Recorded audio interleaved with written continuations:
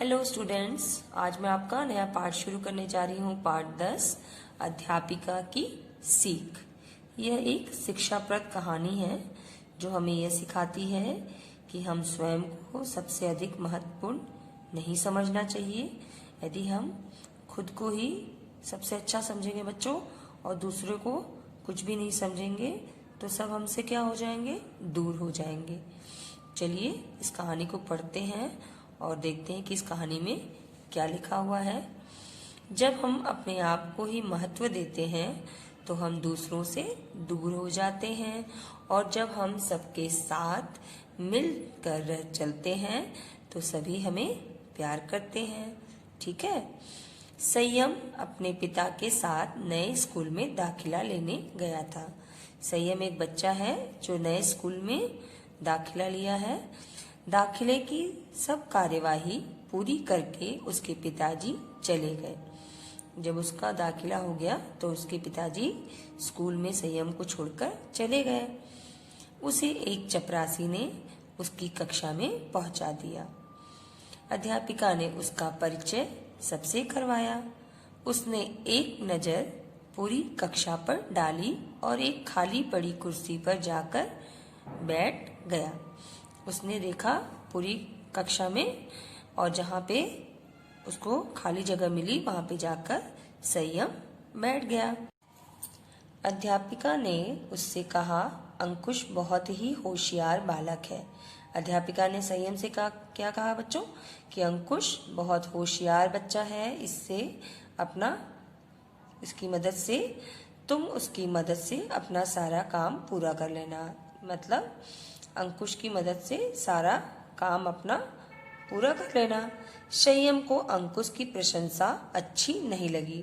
जो संयम है ना, उसको अंकुश की प्रशंसा अच्छी नहीं लगी कि क्यों अध्यापिका जी ने उसकी प्रशंसा की। थोड़ी देर में आधी छुट्टी की घंटी बजी।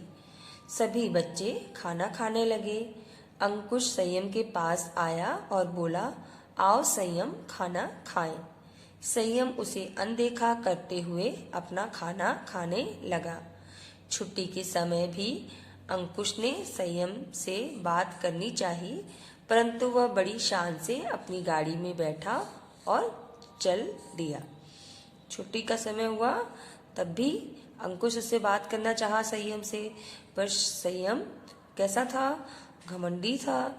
वह उससे बात नहीं किया और बड़ी शान से अपनी गाड़ी में बैठकर चला गया। अंकुश, अमन, वैभव, मीता और दूसरे सहपाठियों को उसका यह व्यवहार अच्छा नहीं लगा। और भी जो उसके मित्र थे वहां पे, उन्होंने देखा कि संयम अंकुश से बात नहीं किया और अपनी गाड़ी में बैठ के चला गया, तो सारे दोस्तों को संयम का व्यवहार अच्छा नहीं लगा। कक्षा में संयम जब भी बात करता अपने बड़े घर, नौकरों, गाड़ियों आदि की ही बातें करता, और कक्षा में भी जब भी वो बात करता ना, तो वो सिर्फ अपने बड़े घर, नौकर, गाड़ी की ही बात करता। उसके घमंडी स्वभाव के कारण उसके दोस्तों ने धीरे धीरे उसकी तरफ ध्यान देना बंद कर दिया। बच्चों, संयम कैसा था, घमंडी था।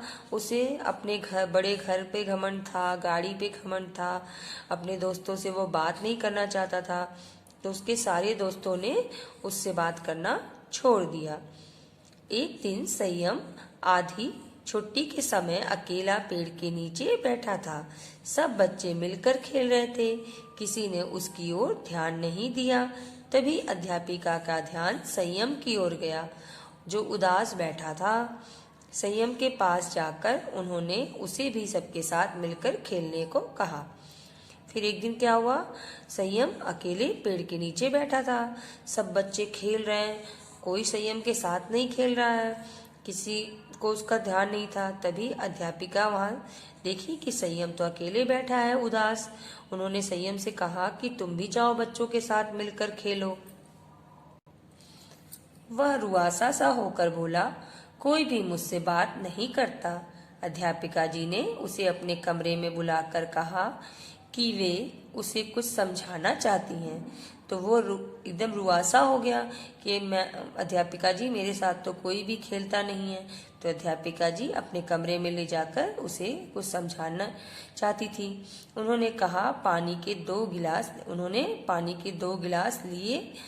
गिलास में तेल की कुछ बूंदें डाली और दूसरे में दूध की।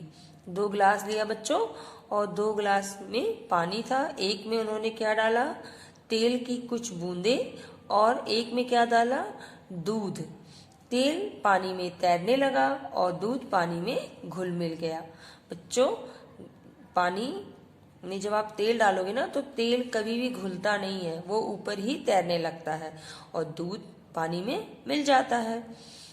अध्यापिका ने संयम से कहा, जीवन में तेल की तरह सबके ऊपर छाने का प्रयास मत करो, सदा दूध की तरह सबसे मिलकर रहो। उन्होंने क्या समझाया कि अपने जीवन में तेल की तरह मत बनो। तेल की तरह बनोगे तो क्या होगा? सिर्फ तेल की तरह बनोगे, सिर्फ सबके ऊपर कि मैं ही अच्छा हूँ, तो ऊपर छाने का प्रयास मत करो। दूध की तरह रहो, सबसे मिलजुल कर रहो। संयम को अपनी गलती समझ में आ गई। दूसरे दिन अध्यापिका ने देखा कि संयम भी मैदान में सभी दोस्तों के साथ मिलजुल कर खेल रहा था। तो संयम को अपनी गलती का एहसास हुआ बच्चों कि वह गलत था, और फिर जब उसे अपनी गलती का एहसास हो गया तो वो भी अपने दोस्तों के साथ मिलजुल कर खेलने लगा। ठीक है, तो बच्चों, इस पाठ में हमें क्या सीखने को मिला कि हमें तेल की तरह पानी के ऊपर रहने की कोशिश नहीं करनी चाहिए। हमें दूध की तरह घुल मिल कर रहना चाहिए, इसी में सभी की भलाई होती है। घमंड जो इंसान करता है वो कैसा हो जाता है बच्चों? उसे कोई प्यार नहीं करता है, सब उससे दूर रहने लगते हैं। तो आप इस कहानी को अच्छी प्रकार से पढ़िए। आगे का भाग हम आपको दूसरी ऑनलाइन क्लास में पढ़कर बताएंगे।